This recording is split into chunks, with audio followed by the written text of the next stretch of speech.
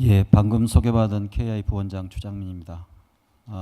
제가 녹색 포용 사회로의 지속가능 발전 전략을 발표하게 된 것은 제가 지난 10수년간 저소계층을 부르는 사회적 약자의 환경 불평등, 그리고 환경 정의, 그리고 기후 정의에 관한 연구를 해온 인연으로 제가 오늘 발표를 맡게 된 것 같습니다. 제가 말씀드릴 오늘 내용은 크게 세 가지입니다. 첫째는 소위 녹색 포용 사회가 필요한 이유로서의 환경 위기와 불평등에 대해서 말씀드리겠고요. 두 번째로는 녹색 포용 사회 하면 좀 생소합니다. 따라서 이 녹색 포용 사회의 의미와 범주를 제 나름대로 한번 내려보도록 하겠고요.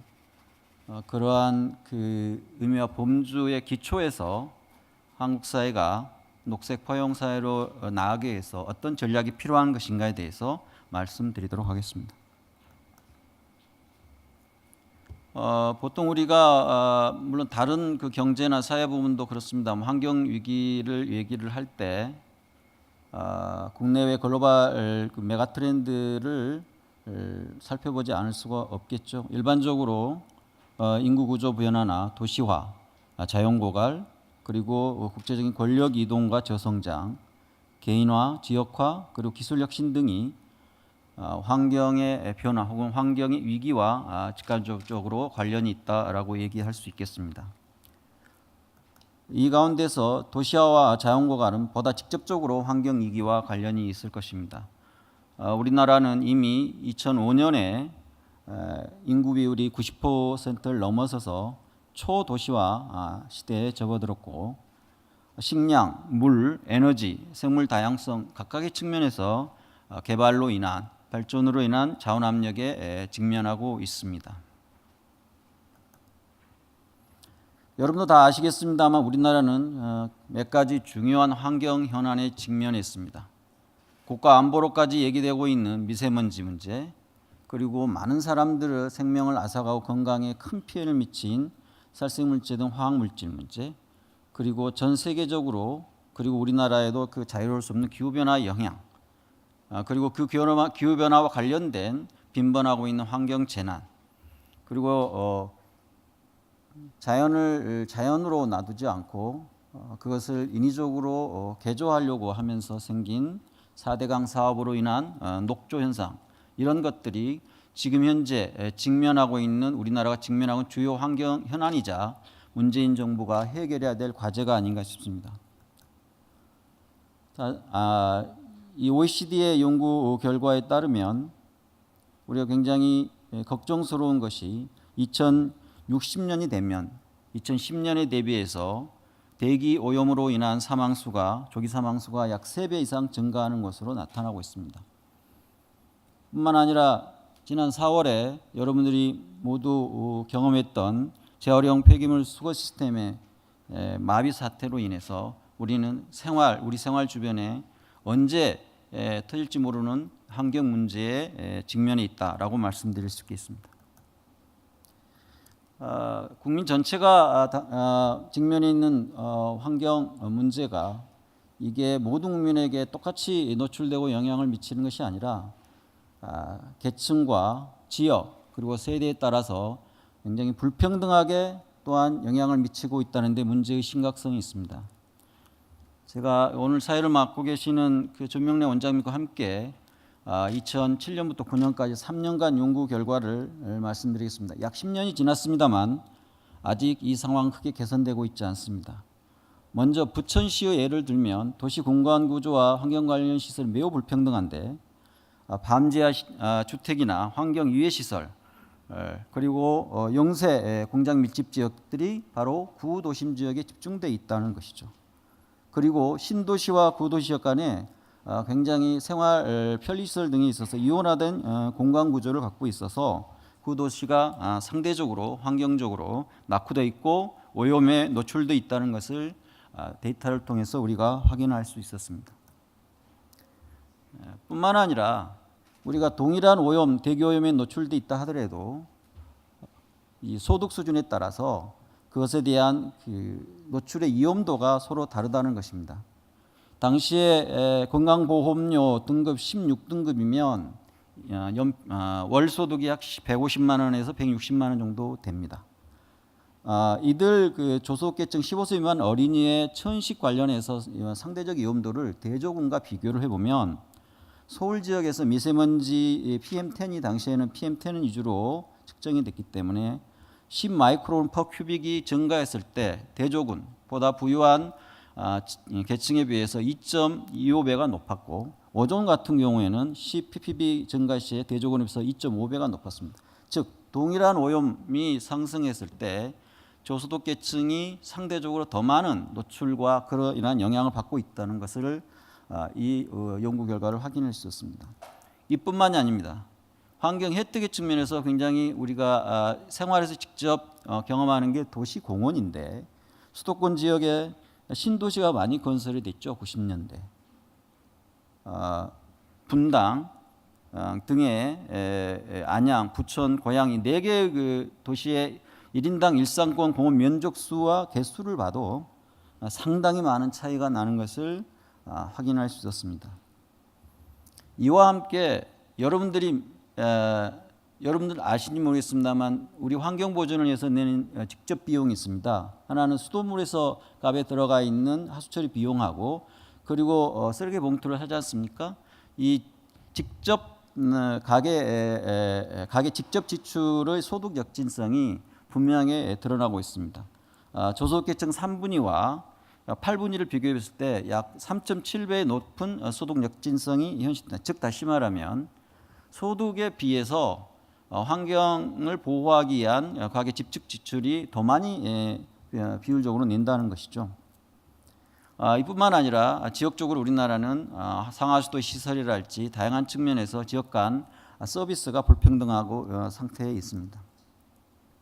이러한 불평등은 환경 문제나 환경 서비스뿐만 아니라 기후변화에 있어서도 나타납니다. 사회경제적, 생물학적 취약 계층 지역이 기후변화의 부정적 영향이 주로 발생한다는 것입니다.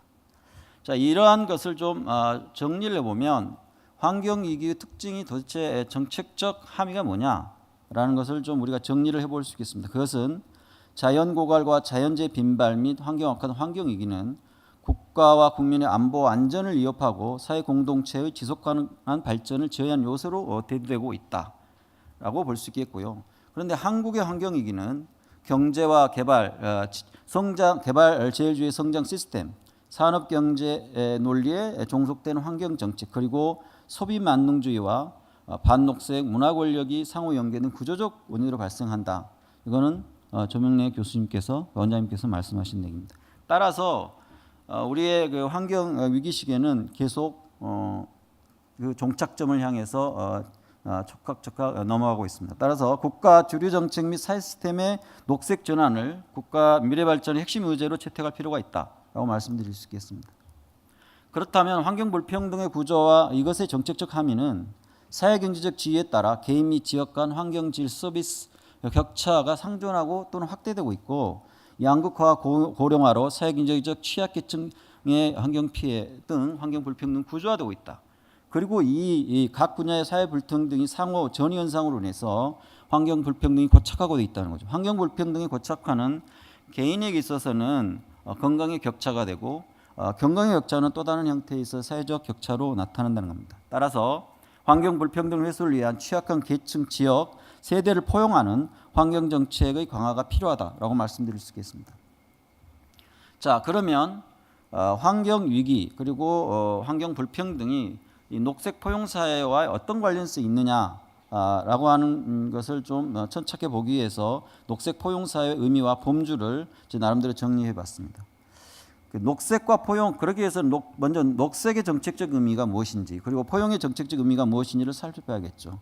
녹색의 정책적 의미는 저는 환경의 주류화라고 봅니다. 즉 국가와 사회 시스템의 녹색 전환 정책 그리고 기존의 환경 문제에 대응하고 기후변화 대응한 이 전통적인 녹색 정책과 그리고 산업과 개발을 친환경적으로 하기 위한 소위 녹색화 정책이 녹색의 정책적 의미라고 본다면 포용의 정책적 의미는 주로 경제사회 포용적 성장의 정책에서 논의되고 있다라고 볼 수 있겠습니다. 여기 이사장님도 계시지만 그것의 정책 내용은 소득 분배 개선이나 인본 자본을 위한 투자 증진, 일자리 창출, 차별을 금지, 사회적 포용과 참여, 구조 조정, 그리고 누진적 조세 체제 개편, 그리고 사회보장 확충 등이 중요한 포용적 성장의 정책 내용이 되겠습니다. 그런데 국제적으로 녹색과 포용을 통합하려는 노력이 굉장히 있었습니다. 먼저 UNEP죠. UN Environment 같은 경우는 포용적 녹색 경제라는 개념을 도입을 해가지고 녹색과 포용을 통합하려고 했고요. 그리고 유로피언 커미션이나 그리고 OECD에서도 포용적 녹색 경제랄지 혹은 포용적 녹색 성장이라는 개념을 통해서 녹색과 포용을 통합해서 환경적으로 그리고 사회 경제적으로 포용적인 성장을 그리고 경제를 추구하고 있습니다. 뿐만 아니라 지속가능 발전 목표의 목표 A에 보면 일자리 증진과 경제 성장이 있는데 여기에서도 일관되고 포용적인 지속가능한 경제 성장으로 완전하고 생산적인 고용과 모두를 위한 양질의 일자리 실현이라고 하는 또 다른 형태의 지속가능 발전 관점에서 녹색과 포용을 통합하려는 노력이 진행되고 있습니다. 그래서 제가 녹색 포용을 환경 분야에 속하는 그린 정책 혹은 그린의 가치와 경제사회 분야에서 포용 정책 혹은 가치의 통합적 개념으로서 녹색 포용 사회란 제가 좀 정의를 내려봤습니다. 모든 국민이 환경 위기로부터 보호받고 건강하고 안전하며 쾌적한 환경을 확보하는 동시에 빈곤 해소 및 삶의 질을 개선하고 양질의 일자리와 사회적 평등을 지향하는 민주적 생태 공동체라고 정의를 한번 내려봤습니다.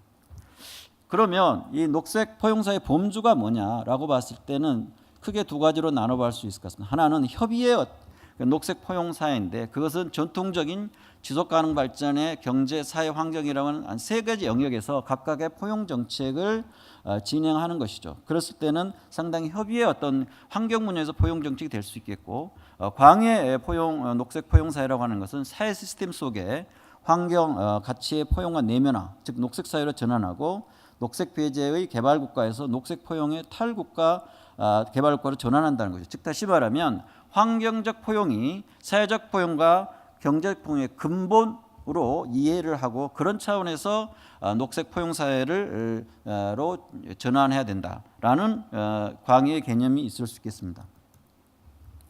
그래서 지금 우리나라의 그 소위 녹색 포용 사회와 관련해서 그 어디에 있으며 어디로 가고 있는가를 좀 살펴보면 국가적으로는 민주적 발전 국가로 빠르게 진화하고 있다. 경제적으로는 사회적 가치를 존중하고 포용 경제를 추진하는 단계이고 사회적으로는 민주적 포용 사회를 모색하고 있으나 녹색 포용 사회에 관한 담론과 정책은 초보적 수준에 머물러 있다고 감히 말할 수 있겠습니다. 자, 그렇다면 우리나라에서 녹색 포용 사회를 구현하기 위해서 어떤 전략을 추진해야 될 것인가에 대해서 기본적 방향 크게 네 가지로 제시해 보겠습니다. 첫째는 국가 사회경제 시스템의 녹색 전환의 제도화가 필요하고 두 번째는 국민 참여 보장과 주민자치를 강화를 통한 환경 민주주의를 실현해야겠다. 세 번째는 아까 제가 말씀드린 국내외 글로벌 메가트렌드와 우리나라가 직면하고 있는 환경 현안 대응을 위한 환경 분야에 있어서의 특별한 포용 정책이 강화돼야 될 것 같고 그리고 환경이 지금은 환경 그 자체로 존재하는 것이 아니라 경제사의 다양한 분야 연결이 되어 있기 때문에 이 세 개 분야를 연계 통합하는 정책이 추진될 필요가 있겠다고 말씀드릴 수 있습니다.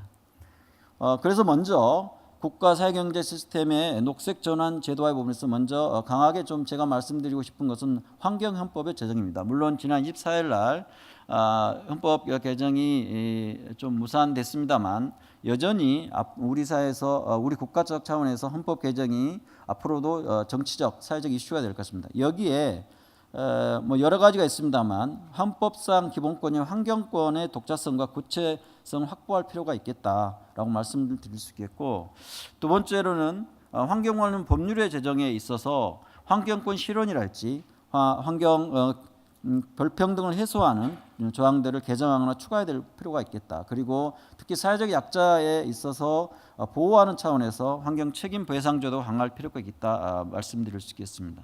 또한 환경 거버넌스 시스템을 강화할 필요가 있는데 제가 특별히 좀 이 부분은 꼭 좀 조속한 시일 내에 됐으면 하는 게 뭐냐면 대통령 직속입니다. 국가 지속가능 발전 위원회를 설치를 하고 녹색 포용과 그리고 지속가능 발전 목표 SDGs 정책을 전담을 좀 했으면 하는 바람이고, 이거에 대한 사회적 공론이 좀 구체적으로 진행이 됐으면 합니다. 그리고 사법권 강화, 환경 사법권 강화를 위해서 환경권 보장위원회 설치 등을 제시하고자 합니다. 두 번째로 국민 참여 보장과 주민자치 강화를 위한 환경민주주의 시연은 오로스 협약합의인데 이게 이제 상당히 정보 공개인데요. 관련 행정 그리고 이제 원고 적격을 확대하는 이런 내용입니다. 그래서 국민 참여를 확대하는 그리고 국민 참여를 보장하는 그 제도가 도입이 필요할 것 같고, 그리고 이제 우리 사회가 특히 문재인 정부에서 고도 지방분권 시대로 나아갈 것 같습니다. 그래서 환경 주민자치 강화가 필요합니다. 그래서 주민 참여형 환경자치제도를 도입하고 마을 단위의 지역환경 공동체 역량 강화가 추진될 필요가 있겠습니다. 제가 말씀드렸던 그 글로벌 메가트렌드와 환경 현안 대응에 관해서는 환경 포용 정책이 필요한데 굉장히 많습니다만, 인구구조 변화와 관련해서는 고령 인구와 유소년, 민간 취약계층 생활환경 개선 및 건강보호 대책이 좀 필요할 것 같고요. 그리고 자원 고갈에 있어서는 취약계층 지역 세대 필수 환경 필수, 예를 들면 물이나 에너지 같은 그런 환경 필수의 접근성이 보장이 돼야 되겠다. 그리고 개인화 지역과 기술 혁신에 있어서는 시민 참여 플러스 지능 정보 기술을 통한 환경 관리를 통해서 시민 참여가 기술적으로 보장될 필요가 있고, 그리고 국제적인 어떤 관계의 변화에 있어서는, 그리고 국제적인 환경 보호의 흐름과 관련해서는 글로벌 SDGs 협력을 선도할 필요가 있겠다고 말씀드리겠습니다. 현안과 관련해서는 미세먼지는 가장 중요한 게 이제 지역 간 대기오염 불평등이 좀 해소해야 될 필요가 있겠고요. 기후 변화는 두 가지인데, 하나는 기후 완화와 적응 정책이 부담이 국민적으로 소득 역진적입니다. 그래서 공평하고 공정한 분배가 될 것 같고, 기후변화 취약계층 지역 세대에 선정해서 집중적으로 보호관리해야 될 필요가 있겠다 싶습니다. 그리고 환경재난은 단지 자연적 재난만이 오는 게 아니라 자연과 인위적인 재난이 동시에 오기 때문에 예를 들면 일본의 쓰나미, 후쿠시마 같은 경우도 대표적인 복합재난이죠. 여기에 대한 응급대응 및 피난 시스템 구축이 되고, 그리고 녹조 현상과 사대강은 하천의 자연성 회복에 초점을 맞추면서 유역 주민들의 물 복지와 깨끗한 물에 대한 접근성이 확보되겠다 싶습니다. 그래서 이런 환경 포용 복지의 정책의 목표는 첫째, 기본적으로 환경질 서비스 완전히 기본선 미니멈이 확보돼야겠다. 두 번째로는 미니멈이 확보됨에도 여전히 격차가 있는 그러한 계층이나 지역이나 세대에 있어서 격차를 해소하는 그 두 가지 목표를 달성하기 위해서 환경 분야에 있어서 포용 정책이 추진될 필요가 있겠다 말씀을 드리고 싶고요. 마지막으로 환경과 사회, 경제 분야에서 통합 정책을 포용 정책을 연계 통합하는 것으로서 친환경 에너지 전환 및 에너지 복지가 확대되고, 그리고 환경, 보건, 안전, 소득이 통합하는 넥서스 정책이 필요할 것 같습니다. 이게 제가 지금 한 십수년부터 계속 주장하고 있는 게 뭐냐면, 저희 시군구 단위에서의 지자체는 특히 환경, 보건, 안전, 소득 이것을 깔때기론에 있어서 지방정부에서는 각각의 계통에서 내려오지만 지방정부에서 이걸 하나로 뭉쳐가지고 통합형으로 하면은 굉장히 정책적 시너지 효과가 있는데, 이것도 지방정부에 내려가면 똑같이 이렇게 계통별로 정책이 시행된다는 거죠. 따라서 깔때기 차원에서 모아서 통합형으로 정책이 추진돼야 되겠다 싶고요. 그리고 마지막으로는 환경 정책을 추진하는 데서 지금 미세먼지 지수도 국민이 솔직하게 정부가 돈 들어간다는 얘기를 해야 되는데, 이 돈이 소득 역진적으로 작용할 부분들을 좀 감면하기 위해서 저소득계층에 대해서는 환경 비용을 부담을 감면하는 정책도 필요하지 않나 싶습니다. 이상으로 발표 마치겠습니다. 감사합니다.